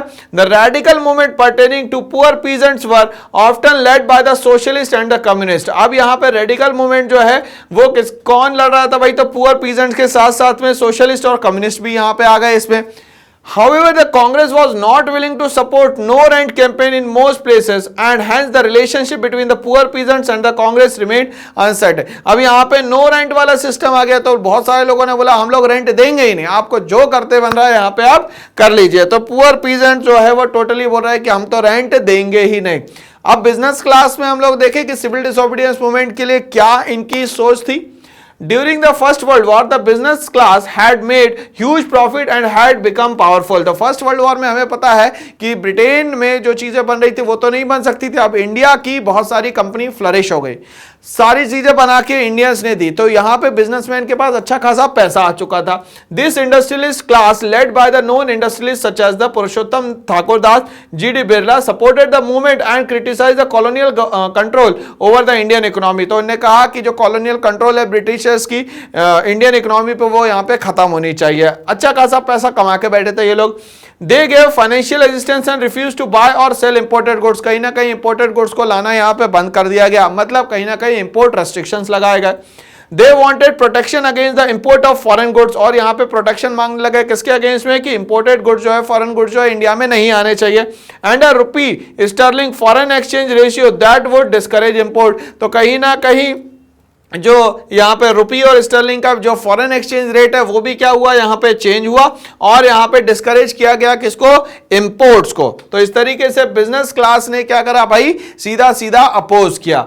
To organise business interest they formed the Indian industrial and commerce Congress in 1920 and the Federation of Indian Chamber of Commerce and Industry, FICCI को एस्टैब्लिश किया गया 1927 में। For most industrialists, Swaraj was a time when the government restriction on business would end. उनको लगा कि स्वराज जब आएगा तो हमारे यहाँ पे जो भी restrictions लगा के रखे गवर्नमेंट ने बिजनेस के लिए, ट्रेड के लिए, वो सारे के सारे क्या होने वाले हैं, यहाँ पे खत्म होने वाले हैं। चलिए तो हम लोग इंडस्ट्रियल वर्किंग क्लास की देख ले क्या क्या स्ट्रैटेजी रहे सिविल डिसोबीडियंस मूवमेंट में। largely did not participate in the civil disobedience movement except in Nagpur. तो नागपुर में जाएंगे हम लोग और बाकी कहीं पे भी वो हम लोग नहीं जा पाएंगे. It was because industrialists had good ties with the Congress. और इंडस्ट्रियलिस्ट का बहुत अच्छा रिलेशन था किससे? कांग्रेस लीडर्स के साथ. Some workers supported Gandhian programs such as the boycott and the स्वदेशी मूवमेंट. तो यहाँ पे जो भी मूवमेंट था वो चलाए गए सही से और सपोर्ट भी किया गया. Strikes by railway workers in 1930. The Congress was reluctant to include workers' demand as part of its program of the struggle. अब यहाँ पे बोला गया कि कांग्रेस जो है वो उसने अलग अलग प्रोग्राम बनाया, अलग अलग डिमांड करी यहाँ पे. It felt that it would alienate the industrialists and divide the anti-imperial forces. और इन लोगों ने कहा कि जो ब्रिटिशर्स का रूल चल रहा है वो यहाँ पे क्या हो जाना चाहिए? टोटली खत्म हो जाना चाहिए. अब हम लोग बात करते हैं इंडस्ट्रियल क्लास में ही वो जो वुमेन्स थे उनका क्या रोल था. Women actively participate in the civil disobedience movement. Women ने भी सिविल डिसोबीडियंस मूवमेंट में एक्टिवली पार्टिसिपेट किया. Women came out in large numbers and participate in protest marches, manufactured salt and picketed shops. अब यहाँ पे जो shops picketed करी गई वो काय की करी गई? तो लिकर शॉप्स. ठीक है, shops selling liquors and foreign goods. However, for a long time, Congress was reluctant to allow women to hold any position of authority within the Congress, as most congressmen, along with the Gandhi ji. अब यहाँ पे women's को बहुत अच्छी कोई position नहीं मिली पूरे कांग्रेस में. were of views that primary duty of women was to look after home and the children. तो यहाँ कहीं ना कहीं वुमेन्स का जो एक्टिव रोल है वो कहाँ होना चाहिए? घर को संभालने में या तो बच्चों को संभालने में. यहाँ पे प्रोटेस्ट में उनका कोई बहुत ज्यादा रोल नहीं है, बट उन लोगों ने खुद से ही एक्टिवली रोल यहाँ पे पार्टिसिपेट किया था. Limits of the civil disobedience movement की बात करते हैं हम लोग. यहाँ पे गांधी जी ने कहा कि हमारी सोसाइटी अगर डिवाइडेड रहेगी तो हम लोग इस मूवमेंट को नहीं चला पाएंगे. तो यहाँ बात आती है द अनटचेबल्स की. अनटचेबल्स कौन होते हैं? वो सारे लोग जो कि पब्लिक एरियाज में नहीं जा सकते, पब्लिक बात इस्तेमाल नहीं कर सकते, पब्लिक एरियाज में जा नहीं सकते, घूम नहीं सकते, टेंपल्स नहीं जा सकते. वो सारे लोगों को यहाँ पे कंसीडर किया गया था अनटचेबल. इसको हम लोग यहाँ पे दलित नाम देते थे. गांधी जी ने आगे चल के इनको नाम दिया हरिजन. क्या नाम दिया दोस्तों? यहाँ पे हरिजन. The untouchables or the Dalit remained aloof from the Congress during the civil disobedience movement. The Congress has ignored them for the fear of offending the high caste Hindus. कहीं ना कहीं लगा कि हाई कास्ट हिंदूज जो है वो untouchables को support नहीं करेंगे. गांधी जी ने कहा ऐसा नहीं होना चाहिए. अगर पूरा देश एक साथ नहीं होगा तो ब्रिटिशर्स को भगाना यहाँ हमारे लिए बहुत डिफिकल्ट हो जाएगा. Dr. Bhimrao Ambedkar organized the Dalit into the Depressed Class Association in 1930. तो भीमराव अंबेडकर ने एक पूरा का पूरा डिप्रेस्ड क्लास एसोसिएशन बनाया कब? 1930 में. He demanded separate electorate for the Dalit in the second round table conference. Second round table conference 1931 में हुई और वहां बोला कि हमें एक सेपरेट क्या चाहिए भाई? एक पूरा का पूरा सिस्टम चाहिए. ठीक है, सेपरेट इलेक्टोरेट चाहिए. अब गांधी जी इसके सपोर्ट में नहीं थे. The British accepted the demand but Gandhi was against this concession. Britishers में जो यहां लीड कर रहे थे लॉर्ड इरविन, उन्होंने कहा बिल्कुल सही बात है, इसी से तो हम divide and rule policy implement कर पाएंगे. इनने कहा ना भैया ना, ऐसा नहीं होगा. गांधी जी ने कहा ऐसा मैं देश बंटने ही नहीं दूंगा. तो यहां पे याद रखना है कि भीमराव अंबेडकर जी ने डिप्रेस्ड क्लास एसोसिएशन 1930 में बनाया और यहां पे सेकंड राउंड टेबल कॉन्फ्रेंस 1931 में डिमांड करी सेपरेट इलेक्टोरेट्स की. बट इसके अगेंस्ट में कौन था? गांधी जी. सपोर्ट में कौन था? तो लॉर्ड इरविन था. As he believe that separate electorate for Dalit would slow down the process of their elimination into the society. अगर ऐसा हो जाएगा तो इस तरीके से तो क्या हो जाएगा? एसिमिलेशन हो जाएगा. भाई मिल जाएंगे हम लोग, बट गांधी जी बोल रहे हैं एसिमिलेट करो, मिलाओ, एलिमिनेट मत करो, हटाओ मत यहां से. आगे बोलता है Ambedkar accepted Gandhi's position and signed the Poona pact in September 1932. Gandhi ji ने बोला देश को बांटो मत भैया, मिल के चलोगे तो बहुत आसान रहेगा देश को आजाद करवाना, बट ऐसा नहीं करोगे तो बहुत मुश्किल हो जाएगा. तो यहाँ पे जो पूना में एक जेल है जिसका नाम है येरवड़ा जेल, वहां गांधी जी तो उस समय जेल में थे और भीमराव अंबेडकर उनके पास जाते हैं और उनके बीच में एक पैक्ट होता है जिसको हम लोग बोलते हैं Poona pact. The Dalit were given reserved seat in provincial and the central legislative council, but they were to be voted in by the general electorate. ठीक है, उनको एक सीट तो दी गई थी मगर यहाँ पे वो कैसे थे? जनरल इलेक्टोरेट में आते थे. The Dalit however apprehensive of the Congress-led nationalist movement. कहीं ना कहीं दलित तो सपोर्ट में थे, गांधी जी ने उनको अपने फेवर में कर रखा था इसीलिए. आगे बात करते हैं, limits of the civil disobedience movement में मुस्लिम्स के क्या रोल थे।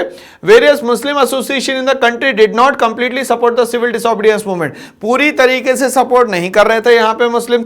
आफ्टर द खिलाफत मूवमेंट, अभी खिलाफत मूवमेंट कौन लेके आया भैया, तो खिलाफत मूवमेंट लेके आते हैं, ध्यान से समझिएगा, 1920 में अली ब्रदर्स, शौकत अली और मोहम्मद अली। अब ये टर्की के जो यहाँ पे हायर लेवल पे धर्म को बताने वाले जो पोस्ट थी उसको कहा जाता था खलीफा।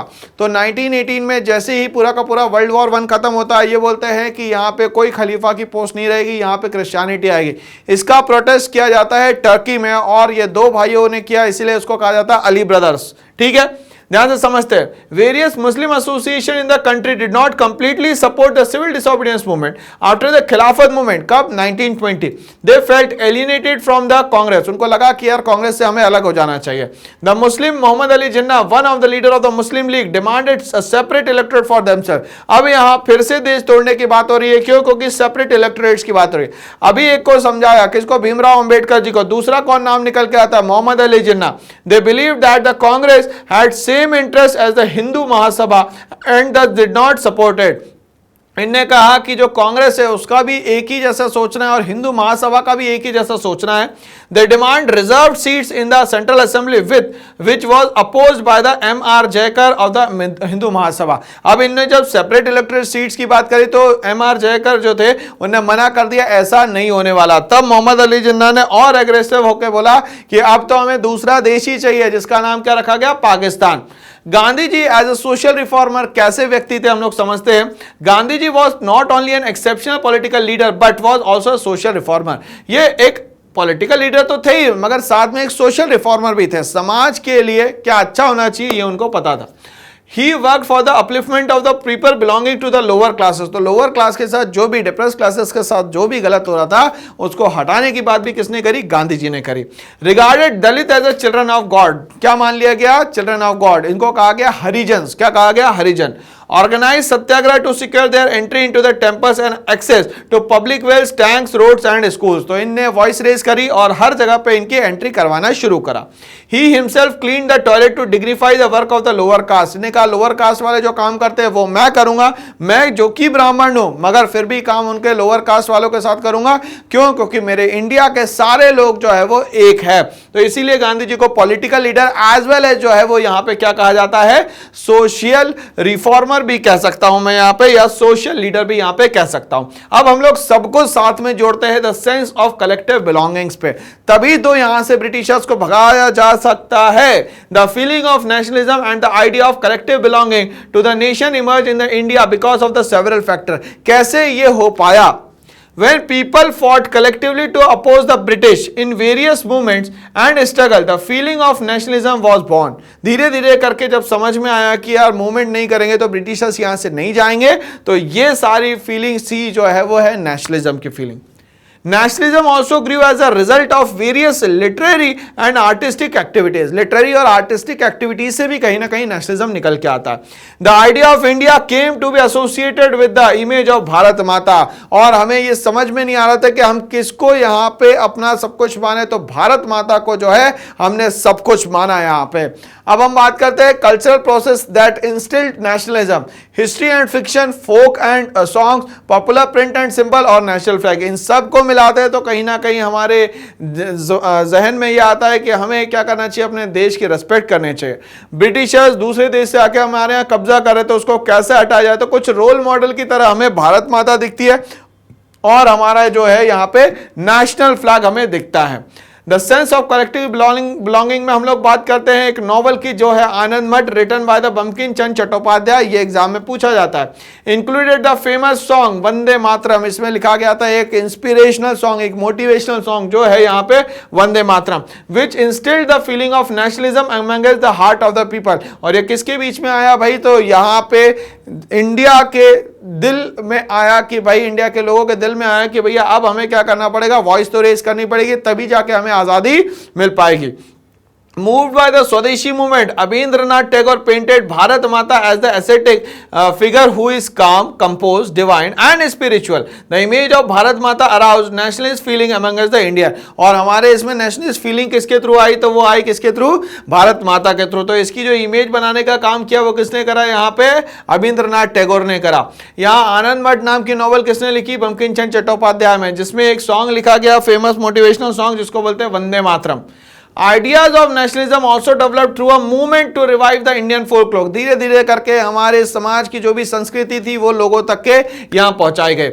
Nationalists in the country toured several villages and collected folklore and folk tales to the discover national identity. धीरे धीरे करके हमारे समाज का जो भी कल्चर थी, जो भी ट्रेडिशन थी, उन सबको ज्वाइंट अप किया गया और लोगों तक के पहुंचाया गया। यहाँ पे अब हम लोग बात करते हैं यहाँ पे रविन्द्रनाथ टैगोर जी की और नटेशा शास्त्री की। इनने क्या कंट्रीब्यूट किया? इन Bengal Rabindranath Tagore began collecting hymns, folk tales, nursery rhymes and song for creating the collective feeling of the nationalism. तो यहाँ पे उनने जितना हो सकता था ये सब कुछ क्या करा? जोड़ा और नेशनलिस्ट फीलिंग को क्या करा? इंक्रीज किया।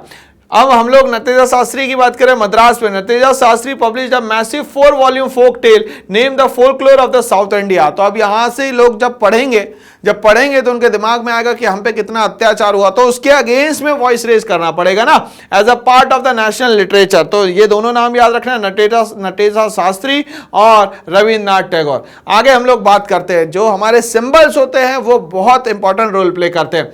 Various symbols were also used by the nationalist leader to inspire people during the Swadeshi movement in Bengal. Swadeshi movement Bengal में कब हुआ? 1905 में। A tricolor flag, red, green and yellow was designed. It has 8 lotuses representing 8 provinces of the British India. तो यहाँ पे ये जो tricolour लाया गया वो 3 कलर में, रेड, ग्रीन और येलो में, जिसमें 8 लोटस थे जो इंडिया के 8 भागों के बारे में बताते थे। And a crescent moon representing Hindus and Muslims, तो जो एक मून था वो हिंदूज और मुस्लिम्स के बारे में बताता था। In 1921 Gandhi ji design the Swaraj flag. Gandhi ji ने क्या करा भैया? स्वराज फ्लैग को लाया। कब? 1921 में। और ये जो फ्लैग है कब आया? 1905 में, जिसमें 8 प्रोविंसेस हुआ करते थे। Try colour flag and has a spinning wheel in the centre. It represented the Gandhian ideals of the self help group बोल सकता हूं मैं यहाँ पे। ये देखिए जिसमें चरखा था। किसमें? तो इस फ्लैग में क्या था दोस्तों? चरखा था। ठीक है ना? चलिए, reinterpretation of the history played an important role in creating a feeling of nationalism. तो हिस्ट्री जो है उसमें रीइंटरप्रेट करना पड़ेगा, फिर से उसमें चेंज करना पड़ेगा। यही तो रिवॉल्यूशन है, यही तो हमारा नेशनलिज्म का सिस्टम है। The British historians describe India as backward, primitive and incapable of governing themself. ऐसा कुछ भी नहीं था, ये तो ब्रिटिशर्स मानते थे, बट आज हमारे देश को हम लोग कितने अच्छे से चला पा रहे हैं। In response the Indian historians wrote about the glorious Indian past. अब यहाँ पे देखा जाए तो हम लोगों ने अपने ग्लोरियस पास्ट के बारे में बताया। दे asserted that before the colonial rule India made advancement in the field of art, architecture, science, mathematics, religion and culture। ये सब बर्बाद करने वाले कौन थे? ब्रिटिशर्स। और हमने बताया कि हम कितने अच्छे थे और कितने आगे थे इनसे। हर economy began to decline only after the establishment of the colonial rule in India। कहीं ना कहीं हमारी इंडिया की जो इकोनॉमी खत्म हुई है वो किसके कारण हुई है? तो ब्रिटिशर्स के आने के कारण हुई है। All the above factor instead a sense of nationalism among the Indians। इन सब को जोड़ दिया जाए, इसीलिए इंडियंस के दिमाग में आता है राष्ट्रवाद, nationalism. However, the effort to unify people were not without problem। ठीक है, अब एफर्ट अगर लगाने हैं तो बिना प्रॉब्लम के तो नहीं होंगे, प्रॉब्लम्स तो होगी, मगर प्रॉब्लम्स को भी क्या करना है? हमें ओवरकम करना है। When the Hindus rule of ancient India began to be glorified and images were drawn from Hindu iconography, the people of other communities began to feel alienated। तो अब यहाँ पे हम लोग जुड़ने लग गए और वॉइस रेज करने लग गए किसके अगेंस्ट में? ब्रिटिशर्स के अगेंस्ट में। तो इस तरीके से हमारा जो नेशनलिज्म इन इंडिया है ये पूरा चैप्टर जो है वो समाप्त होता है। बट ऐसे ही वीडियोस के लिए, ऐसी ही शानदार शानदार बातें करने के लिए और कंटेंट के लिए हमारे साथ बने रहिए। इस चैनल को क्या करना पड़ेगा? इसके लिए लाइक, शेयर, सब्सक्राइब करना पड़ेगा। सारी डिटेल जो है लिंक दी गई है डिस्क्रिप्शन बॉक्स में। 24/7 आप कभी भी हमसे बात कर सकते हैं। जो भी चीजें लग रही है वो कमेंट बॉक्स में जरूर लिख के यहां पे दे सकते हैं। इसके लिए हमारे कॉन्टैक्ट नंबर दिए गए हैं। जय हिंद, जय भारत।